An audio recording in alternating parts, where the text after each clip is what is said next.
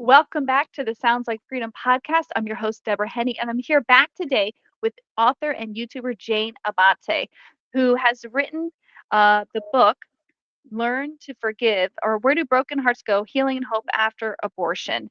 And she's also known on YouTube as My Mentor Jane. And she was just on my show a few weeks ago, and we got into some great conversation. And we just had to continue the conversation. And so I had her back today. And we were just talking a little bit last show, talking about this compassion fatigue that I've been seeing with this younger generation, Mm, and talking about they're getting inundated with information. It's like hitting these kids at a rate like it has never really hit. And all these mhm, like flashing lights with the screens, this getting sucked in to this whole almost drama at unfolding through news media, through TikToks, through Instagram, and whatever else, Snapchat, I don't know. I mean, wherever else they find themselves online, it's like they're constantly being hit with the sensationalism, with mm. dramatic playouts, with, you know, idolizing the victim, it seems like. And I just get worried about this. I've seen it. I've been kind of sitting back and watching, and I'm a little concerned. Uh, Jane, I would love to hear your thoughts on that. Well, I'm glad to be back. This is such an important show, and I always learn a lot when I listen to your podcast. So I'm honored to be back. And you used a key word for me, drama. There is drama playing out everywhere in the family, in the workplace, in your church, in your neighborhood, on social media. I mean, it just seems like we relate to it to one another through drama. And what I mean by drama is often conflict. It may not be outright fights and arguments, but differences of opinions, different ways of doing things, clashing, priorities and values. And we don't learn, I'm going to make a sweeping statement here. We don't learn how to cope effectively with drama in our life. I didn't learn. I don't know if you did, Deborah, but there were no classes, and my the way we dealt with drama in my family when I was a kid is my mom told us the way it was going to be, and then my dad came home and reinforced it. So that's how we dealt with conflict. Mom was always right, or with drama, obey your mom and dad. And so what happens is we grow up without being equipped on how do we handle ourselves when we're under the stress and pressures that naturally come in life.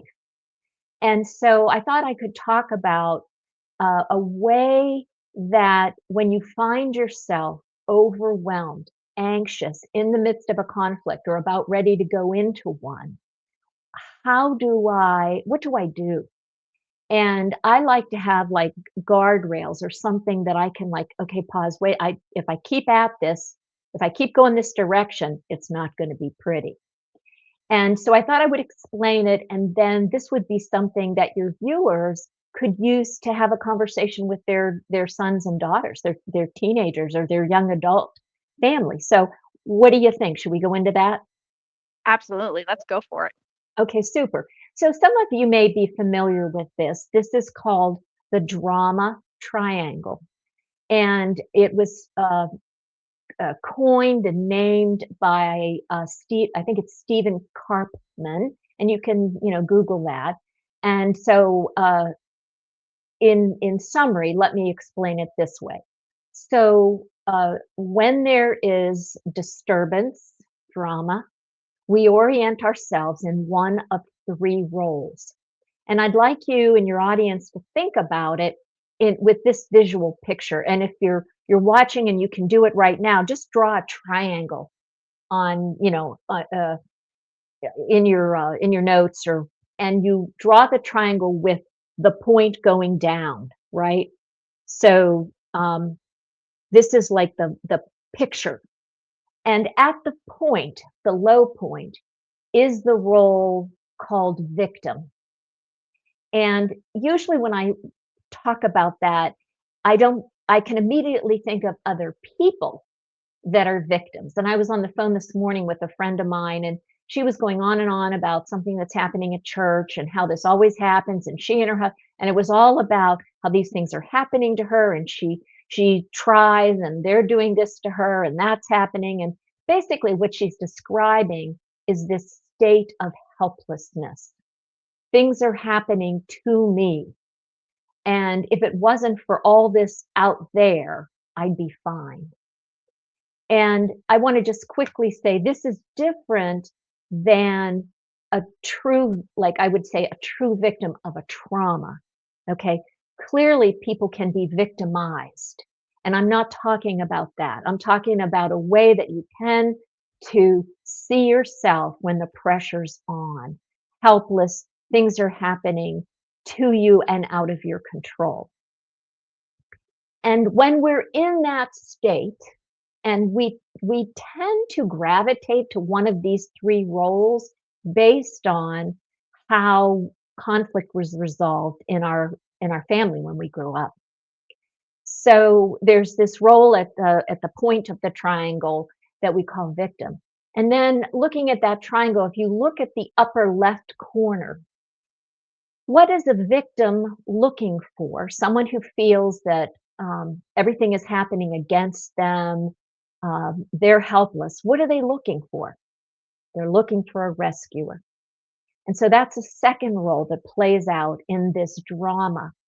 And the rescuer is someone who, may have the best intention, the best heart, really wanting to be helpful. Um, and they love feeling needed. It meets their needs.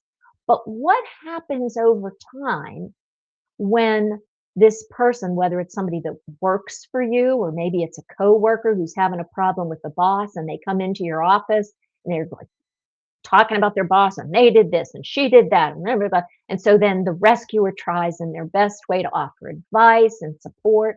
Or maybe it's your teenager comes home and they've had a problem with the teacher, and they come home and they're like, and she never calls on me, and she always picks on me, and blah blah blah. And as the mom, you're offering all these suggestions, and of course the victim typically doesn't take the advice because they're comfortable in that state of helplessness. And so what happens is we can get pretty doggone frustrated. You talked about compassion fatigue. We can get pretty frustrated, always feeling like, why am I the one who always has to do this and help them?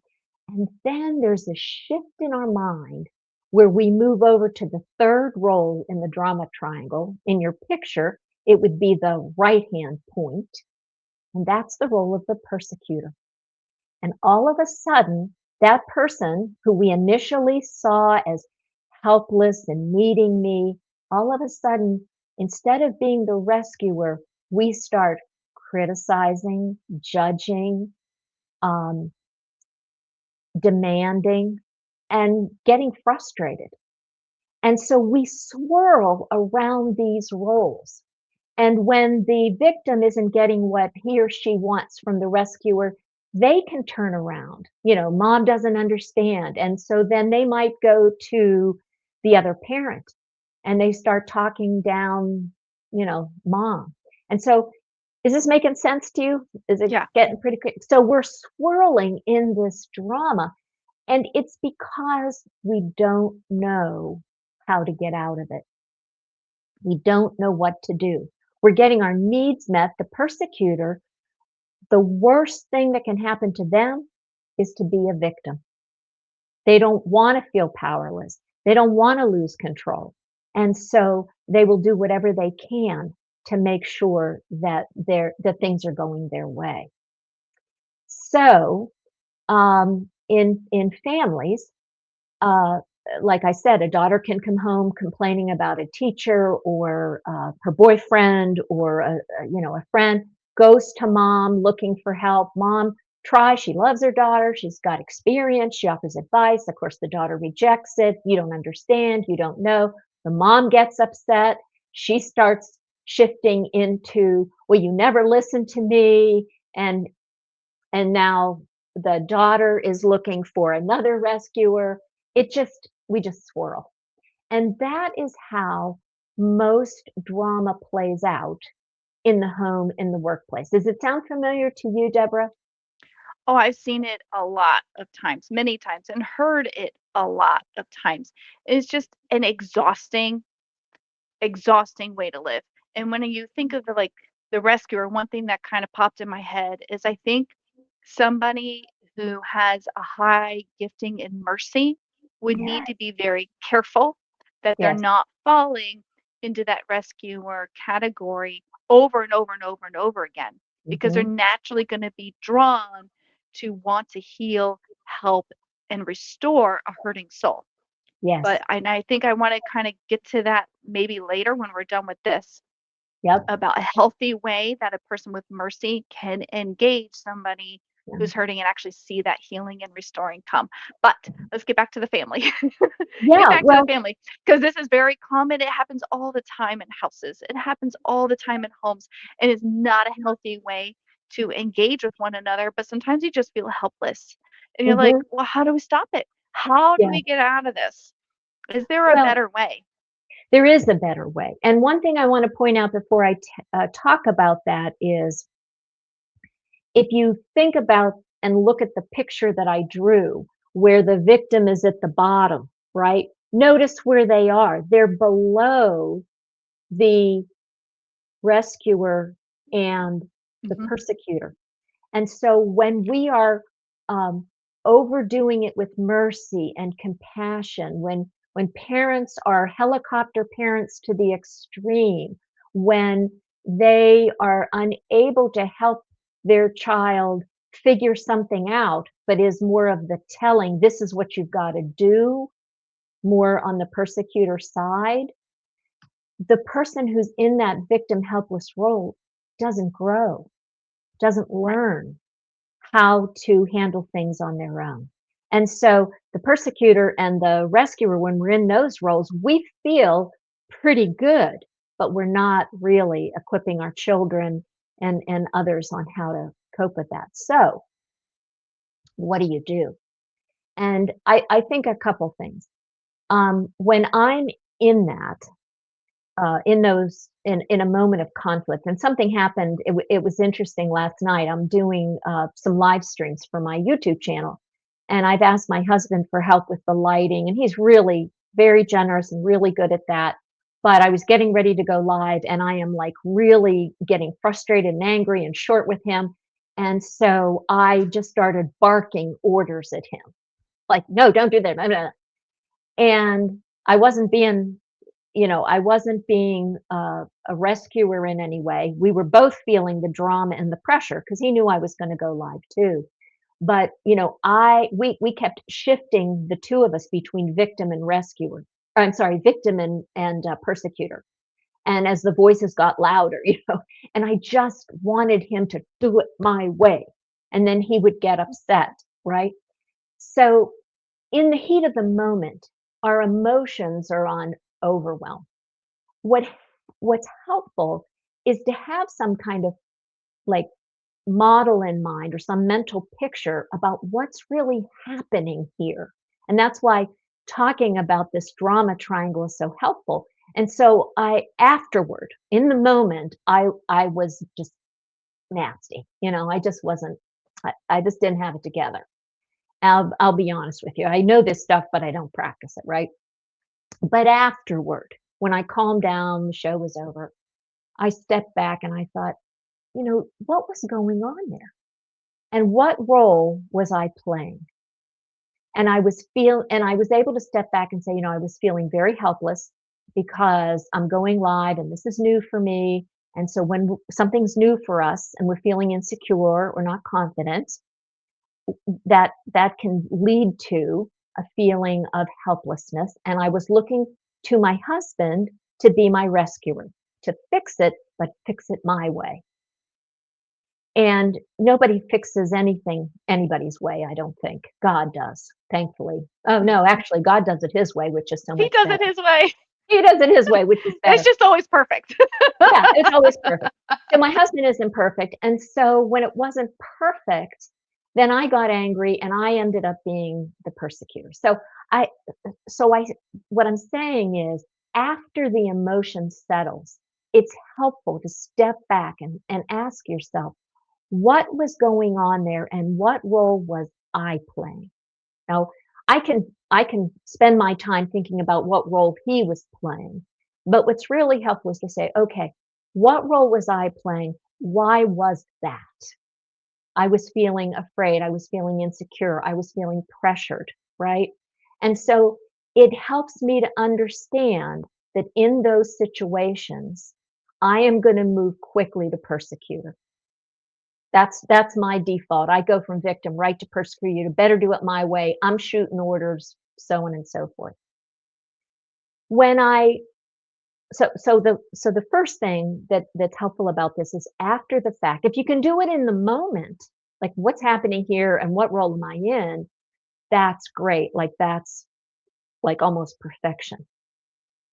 But especially as we're learning and we're growing in these areas, we're gonna we're gonna probably react first and then step back and look back. And there's nothing wrong with that. There's nothing wrong with that at all.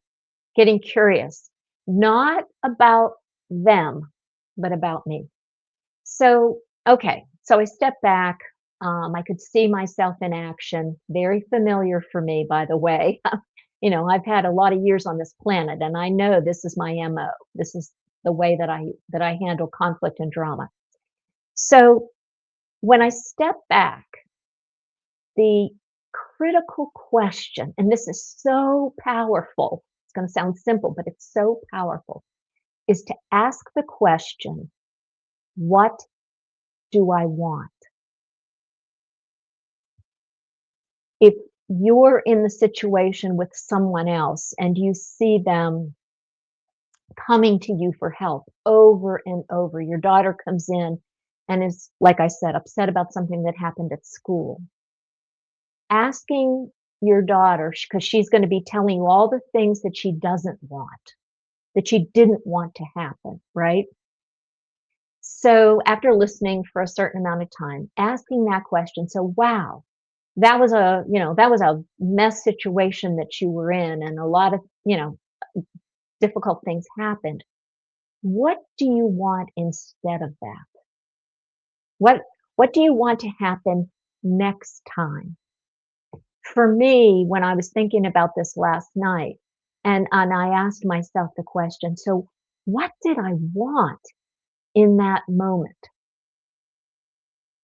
And I'll tell you, Deborah, it is amazing that when I ask that question of myself, and I ask that when I'm in a coaching situation with someone, 90% or more of what I get back is more what I don't want. I go back and I complain. I don't want him, and I started to think, well, I don't want him to change the lighting at the last minute, and I don't want him to do this, and I don't want him, that's not I didn't ask. What don't you want? The power is in helping yourself and someone else get clear about what do you want. And so I had to step back and like really think about, because like I said, I kept thinking about all the things, and that's where the criticism, you start being critical and judgmental, and that's my persecutor going on. And so when I stepped back and I thought, okay, what? No, I know that's what I don't want. What do I want? And I thought, what I want is for him to, there was like two levels of want. I want him to do exactly what I ask him to do. And then when I stepped back and thought about that, I thought, well, why don't I just do it myself? And if I if I want him to do exactly what I wanted to do, then how is this going to be good? Because I don't know lighting like he does. I don't know cameras and stuff like that. But even if that's what I want, then the next time that I film, I'll know how to communicate with him. Bill, I want you to turn this light on, that light on. That's all I need. I really appreciate it. Thank you very much. But what I had said instead is I want help with my lighting. And that's what he gave me, help with my lighting. So I'm mixing stories like between me and my husband, but going back and forth with now with your teenage daughter. So what, this is what happened. What do you want instead of that? What do you want next time? And helping her get clear about what that is a way for her to learn and assume some power. And once we get more clear about what we really, really want, we tend to know better how to ask for it and what the next steps are. So I'm just going to pause for a second and see how that lands with you. And what do you Well, think? one thing that really stuck out to me was dealing with your own heart first. And it kind of reminded me of Jesus talking about deal with the plank in your own eye before you deal with the Mhm. speck in Yes. your brother's eye. And it's so powerful, so true. One, it's something you can control. Again, going back to what you can do. You can control your own attitude. You can search your own heart. You can't search your spouse's heart. You can't search your daughter's heart. You can search your own heart with the Lord, and you can realign your own heart with the Lord. And then it is so much easier to navigate the interplay when you've already dealt with your own heart.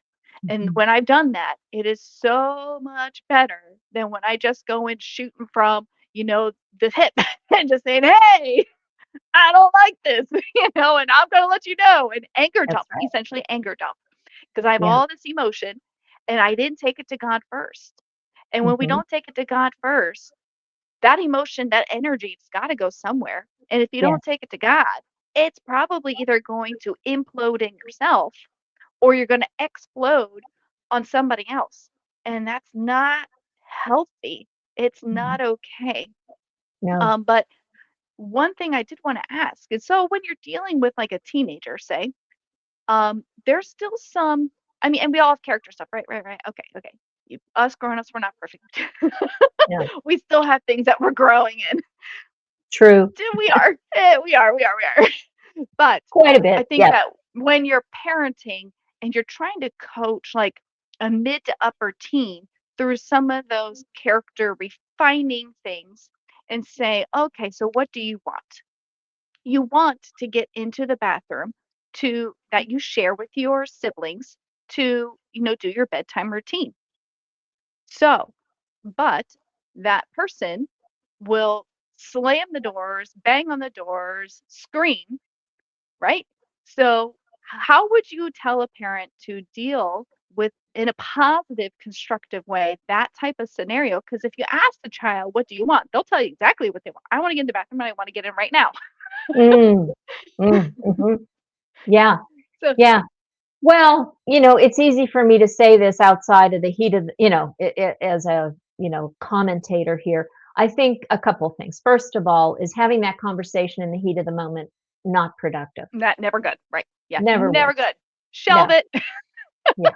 So at another time, I find it can be helpful posing it as, and I say posing it not like in a fake way, but what I'm trying to get at is getting really curious about why the daughter chose that way to get into the bathroom. And so a conversation, maybe if they're in the car with you and they're trapped, is to say, I was thinking about this morning when, you had the slamming doors, whatever, with your sister. And I'm just kind of curious. What was your thinking about how that would get you into the bathroom faster?